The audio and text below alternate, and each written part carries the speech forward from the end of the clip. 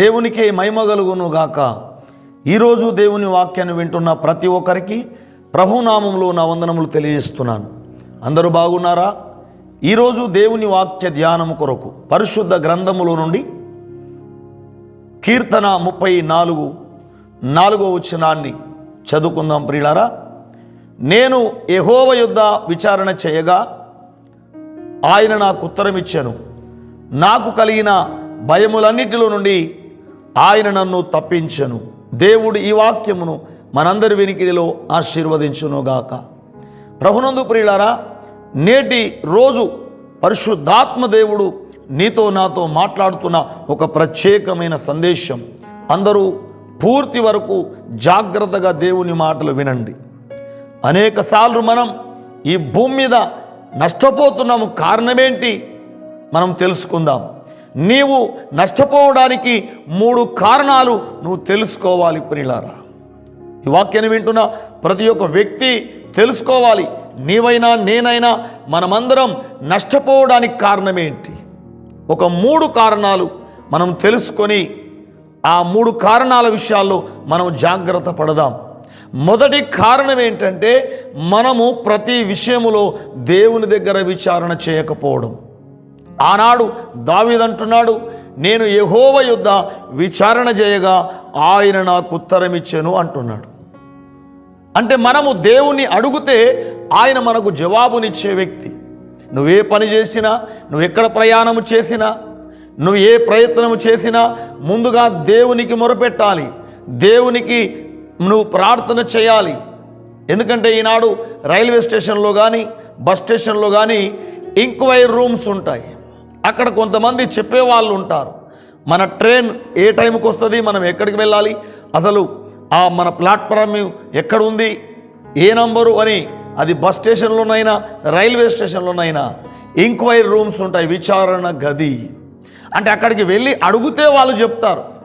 లేక అక్కడికి వెళ్ళకుండానే మనం ఎక్కడో ఒక దగ్గర మనం నిలబడి ఉన్నామనుకోండి, మన ట్రైన్ ఎక్కడొస్తో తెలియదు, అది ఎప్పుడు వెళ్ళిపోతుందో కూడా తెలియదు. మన బస్సు ఎప్పుడొస్తో తెలియదు, అది ఎప్పుడు వెళ్ళిపోతుందో తెలియదు. అంటే మనము తెలుసుకోవడానికి, అడగడానికి ఎంక్వైరీ రూమ్స్ పెడతా ఉంటారు. కానీ మన జీవితంలో మనం సక్సెస్ కావడానికి, మనం చేస్తున్న పని దీవించబడడానికి, మనం వర్ధిల్లడానికి మొట్టమొదట మనము దేవునికి మొరపెట్టాలి. ప్రియులారా, మీరు ప్రతి విషయంలో దేవుని అడగాలి. అసలు దినానికి ప్రారంభం ఉదయం వేకువ లేవగానే ఈనాడు దేవుని మొరపెట్టాలి. ఆయనకు నువ్వు ప్రార్థన చేయాలి. నేనేం చేయాలి ప్రభువా ఈరోజు? నువ్వెక్కడ ప్రయాణం చేసినా, నువ్వు ఏ పని తలపెట్టినా ముందు ప్రార్థన చేయాలి. అదే దేవుని దగ్గర విచారణ. విచారణ అంటే ఏందో కాదు, ప్రార్థన చేయడమే. దావీదుకున్న ఒక గొప్ప అలవాటు ఏంటంటే, ప్రతి విషయంలో దేవుని అడగడం, దేవునికి మొరపెట్టడం. కేవలం కష్టం వస్తేనే కాదు, శ్రమ వస్తేనే కాదు, ఏ పని చేయాలనుకున్నా ముందు దేవునికి మొరపెట్టాలి, ప్రార్థన చేయాలి. ఒకవేళ అది మనకు లేకపోతే మనం చాలా నష్టపోతుంటాం. ప్రియులారా, మొదటి కారణం ఏంటంటే, మనం ప్రతి విషయంలో దేవుని అడగకపోవడమే, ప్రార్థన చేయకపోవడమే మొదటి కారణం. రెండవ కారణం ఏంటంటే, దుష్టుడు సాతానుగాడు మనని తప్పుత్రోవలో వాడు నడిపిస్తూ ఉంటాడు. ఎందుకంటే ఏదైనా తోటలో ఆనాడు దేవుడు ఆదాము హవ్వలను సృష్టించి అక్కడ వారిని ఏదైనా తోటలో పెట్టి అన్ని ఆ తోటలోని ఫలాలు తినొచ్చు, కానీ తోట మధ్యలోని చెట్టు ఫలము తినొద్దని దేవుడు చెప్పాడు. అదే దుష్టుడైన అపవాది ఆదికాండం 3వ అధ్యాయంలో ఎంటర్ అవుతాడు వాడు. ప్రియులారా, అక్కడ వాడు దుష్టుడు ఎంటర్ అయిపోతాడు. అక్కడ ప్రవేశం వాడు దుష్టుడు అక్కడ చేస్తాడు. అప్పుడు హవ్వతో మాట్లాడి, ఒంటరిగా ఉన్న హవ్వతో మాట్లాడి, దేవుడు ఈ తోట మధ్యలో ఏమైనా తినవద్దు అని చెప్పాడా అని చెప్పినప్పుడు హవ్వ అంటది, దేవుడు చెప్పాడు నిజమే, అన్ని ఫలాలు మేము తినొచ్చు, కానీ తోట మధ్యలోని ఫలాలు తింటే చచ్చిపోతామంటే, అప్పుడు దుష్టుడు సాతానుగాడు ఇచ్చిన ఆలోచన ఏంటంటే, మీరు చావనే చావరు. దుష్టుడు చేసే పని ఏంటంటే, దేవుని ఆజ్ఞలు అతిక్రమించేటట్టు చేస్తాడు వాడు. మనం పాపము చేసేటట్టు చేస్తాడు వాడు. మనం తప్పు దారిలో నడిచేటట్టు వాడు చేస్తూ ఉంటాడు. సాతాను గాని ఆలోచన మనం గుర్తుపట్టాలి. అందుకే మొదటి కీర్తనలో దుష్టుల ఆలోచన చొప్పున నడవక అని అంటాడు. ప్రియులారా, ఈనాడు ప్రతి విషయంలో ఈనాడు మనం నష్టపోవడానికి కారణం ఏంటంటే, సాతాను గాని ఆలోచన వింటాం. సాతానుకు లోబడతాం. మీరు చావనే చావరు అనగానే హవ్వ కొన్ని ఫలాలు తినేట మరి ఆదాముకి ఇచ్చేసింది. అప్పుడు ఇద్దరు అపరాధులు అయిపోయారు. ఏదేను తోటల నుంచి దేవుడు వారిని వెళ్ళగొట్టాల్సి వచ్చింది. ఆనాడు చేసిన అపరాధమే ఈనాడు సర్వ మానవాళికి అంటుకున్నది. అందుకే రోమాపత్రికలో 3:23 పౌలు అంటాడు, ఏ భేదము లేదు, అందరూ పాపము చేసి దేవుడు అనుగ్రహించే మహిమను పొందలేకపోతున్నారు. ప్రియులారా, ఈనాడు సర్వ మానవాళికి ఈ పాపం అంటుకొని వచ్చింది. అందుకే ఆ దేవాది దేవుడు మరలా ఈ లోకాన్ని ప్రేమించి సర్వ మానవాళిని ప్రేమించి మానవ రూపిగా కన్య మరియ గర్భమున ఈ భూమి మీద పుట్టాల్సి వచ్చింది. సర్వ మానవాళి రక్షణ కొరకై ఆయన రక్తము గార్చి ప్రాణము పెట్టి మరణించి 3వ దినమున తిరిగి రావాల్సి వచ్చింది. ప్రియులారా, ఇంత కార్యం జరగాల్సి వచ్చింది సాతాను గాని మాట విన్నందుకు.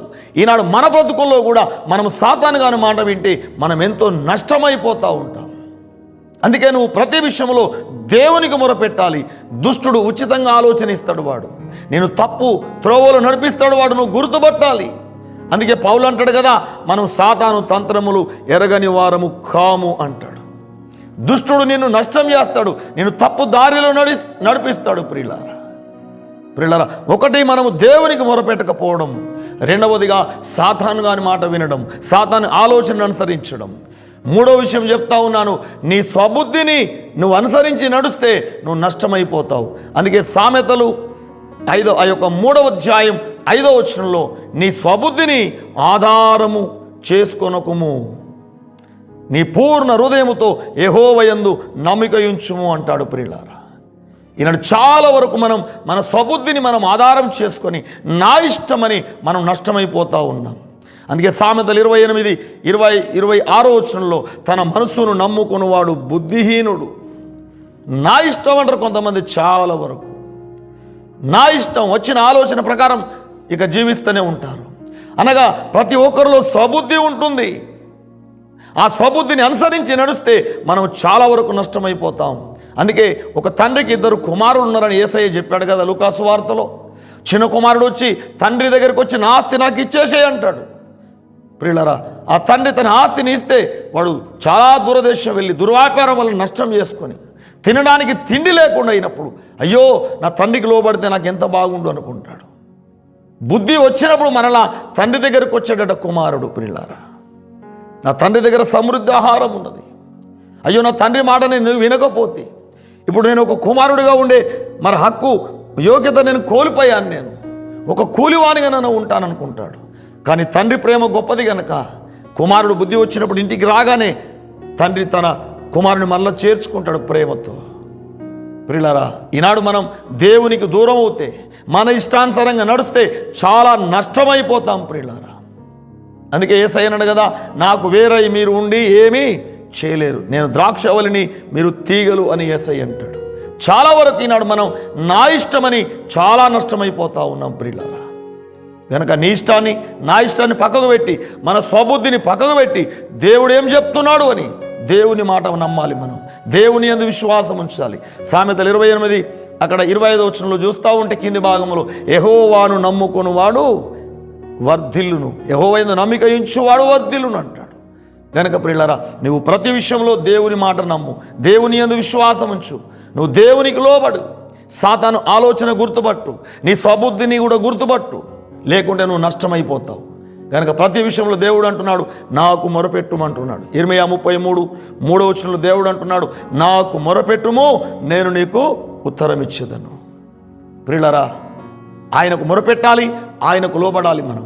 సామెతలు 3:6లో నీ ప్రవర్తన అంతటి యందు ఆయన అధికారమును ఒప్పుకొను, అప్పుడు ఆయన నీ త్రోవలన్నీ సరాలము చేయును. నీ బ్రతుకులో ఏమేమి నష్టమైపోయావో ఇప్పుడైనా దేవుని ఎదుట ఒప్పుకొని నీ ప్రతి దోషమును ప్రతి పాపమును విడిచిపెట్టేసి, ఎందుకంటే ఆయన ప్రేమగల దేవుడు, దయగల దేవుడు. ప్రభువా, ఇన్ని రోజులు నేను నీకు మొరపెట్టక నీకు లోబడక సాతానుకు లోబడి నా స్వబుద్ధిని అనుసరించి నష్టమైపోయిన తండ్రి, ఇక నుంచి నీకు మొరపెడతానయ్యా, నీ మాట వింటానయ్యా, నీ అధికారము ఒప్పుకుంటా తండ్రి అని నీవు ఇప్పుడు ప్రియులరా నువ్వు తీర్మానం చేసుకోగలిగితే దేవుడు ప్రేమగలవాడు, దయగలవాడు. ఆయన నిన్ను నన్ను క్షమిస్తాడు, నిన్ను నన్ను మరలా ఆశీర్వదిస్తాడు.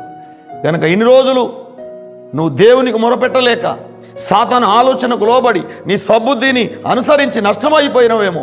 ఇకనైనా నువ్వు ఇప్పుడైనా దేవుని ఎదుట నీ పాపం, నీ దోషం, నీ అవిధేయత ఒప్పుకొని విడిచిపెట్టు. ఆయన దయగలిగిన వాడు, ప్రేమ కలిగిన వాడు. నువ్వు ప్రతి విషయంలో దేవునికి మొరపెట్టు, దేవుని దగ్గర విచారణ చేయి. దేవుడు నీ జీవితంలో గొప్ప కార్యాలు చేస్తాడు. నీ ప్రయత్నం, నీ పనిని దేవుడు ఆశీర్వదిస్తాడు. అట్టి కృప దేవుడు మనందరికీ అనుగ్రహించును గాక. ఆమేన్. చిన్న ప్రార్థన చేసుకుందాం. మహాపరిశుద్ధుడా, పరమ తండ్రి, మీకు స్తోత్రాలు చెల్లిస్తున్నాం. మేము నష్టపోవడానికి 3 కారణాలని మీరు మాతో స్పష్టముగా మాట్లాడినందుకు మీకు స్తోత్రాలు చెల్లిస్తున్నాం. మొట్టమొదట మేము నీకు మొరపెట్టకపోవడం నాయన, నీ దగ్గర విచారణ చేయకపోవడం. సాతానుగాడు ఆలోచన ఇచ్చినప్పుడు ఆలోచనకు వానికి మేము లోబడి నాయన ప్రభు నష్టం కావడం జరుగుతూ ఉంది. అలాగే మా స్వబుద్ధిని అనుసరించి మేము నష్టమైపోతున్నామయ్యా. ఇది మేము గుర్తించాలి ప్రభువా. మేమందరము కూడా ప్రతి విషయంలో నీకు మొరపెట్టాలి నాయన, నీ దగ్గర విచారణ చేయాలి, నీకు లోబడాలి నాయన. దుష్టుడు మనల్ని చెడగొట్టాలని చూస్తూ ఉన్నాడు. మా స్వబుద్ధి మమ్మల్ని నష్టం చేస్తుంది నాయన. ఇది మేము గుర్తించి ప్రతి విషయంలో మేము నీకు మొరపెట్టి నీ దగ్గర విచారణ చేసి, ఇదిగో మా పనులు, మా యొక్క ఉద్యోగాలు, మేము చేస్తున్న ప్రతి విషయంలోనైనా ప్రభువా, ప్రతి కార్యంలో కూడా మేము దీవించబడినట్లుగా మీరు కృప చూపండి. మేమందరము కూడా ఇక నుంచైనా నీకు లోబడి నీకు మొరపెట్టి సాతానికి ఆలోచన గుర్తుపట్టి మా స్వబుద్ధిని పక్కకు పెట్టి మా ప్రవర్తన అంతటి యందు నీ అధికారమును ఒప్పుకొని నువ్వు చెప్పినట్టుగా మేము జీవించడానికి, నీకు మొరపెట్టడానికి నీ కృప మా అందరి పట్ల దయచేయమని యేసు నామములోనే ప్రార్థిస్తున్నాము తండ్రి. ఆమేన్. Praise Lord. దేవుడు మిమ్మల్ని, మీ కుటుంబాలను ఇక నుంచి అయినా గొప్పగా ఆశీర్వదించును గాక.